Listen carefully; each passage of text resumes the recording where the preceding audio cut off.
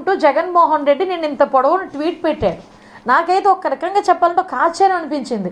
అరే ఇంతమంది మహిళలు రోడ్డు మీదకి వచ్చి నువ్వు మాట్లాడిన మాటలు తప్పు, నువ్వు క్షమాపణ చెప్పు అని మాట్లాడుతూ ఉంటే, సాక్షి పేపర్ మీద సాక్షి ఛానల్ మీద కూడా దుమ్మెత్తి పోస్తూ ఉంటే కనీసం వాటి గురించి మాట్లాడడం మానేసి ఒక దుర్మార్గుడు 70 సంవత్సరాల కిందకు వచ్చినా కూడా మహిళను ఎలా గౌరవించాలో కూడా తెలియని ఒక నీచుడుకి సుప్రీంకోర్టు ఒక కండిషనల్ బెయిల్ ఇస్తే దాన్ని సమర్థించి చంద్రబాబు నాయుడు గారికి ఇదేదో ఒక రకమైన ఓటమి అని చెప్పి మాట్లాడి ఒక ట్వీట్ పెట్టాడంటే జగన్మోహన్ రెడ్డికి మహిళల పట్ల ఉన్న గౌరవం ఎలాంటిదో మనందరం అర్థం చేసుకోవాలి. అరే ఈరోజు మహిళా నాయకులందరూ కూడా వైఎస్ఆర్సీపీ మహిళా నాయకులందరూ కూడా కూర్చొని దాని మీద డిబేట్ పెట్టుకోండి. అసలు వేశ్యల రాజధానిని ఎందుకు అనాల్సి వచ్చింది సాక్షి టీవీలోని, దాని మీద మీటింగ్ పెట్టుకొని దాని మీద ఒక కంక్లూజన్ వచ్చి జగన్మోహన్ రెడ్డి మీద ఒత్తిడి తీసుకురండి. ఈరోజు జగన్మోహన్ రెడ్డి భారతిరెడ్డి ఇద్దరూ కలిపి క్షమాపణ చెప్పాలి అని. అరే మా గురించి మాట్లాడతారు. నేను రికార్డ్ పరంగా చెప్తున్నా, వీళ్ళు ఎమ్మెల్యేల కింద గెలిచిన వాళ్ళు కూడా ఈరోజు అసెంబ్లీకి రారు. అసెంబ్లీలో మా వాళ్ళు అడిగిన క్వశ్చన్కి కూడా నేను ఒకనొక సందర్భంలో క్వశ్చన్కి ఆన్సర్ చేస్తూ కూడా గత గవర్నమెంట్తో పోలిస్తే ఈ గవర్నమెంట్లో క్రైమ్ రేట్ తగ్గింది అని సాక్ష్యాధారాలతో విత్ ప్రూఫ్ నిరూపించా.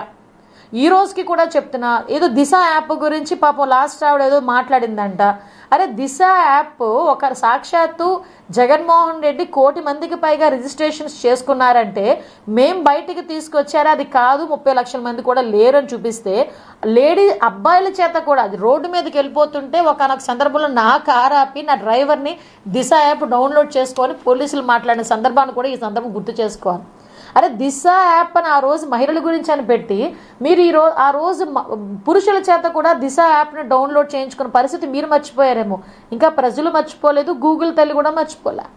ఈరోజు మేము శక్తి యాప్ గౌరవంగా మేము డైరెక్ట్గా మేము చెప్తున్నాం 1,50,00,000 మంది రిజిస్ట్రేషన్స్ చేయించుకున్నారు.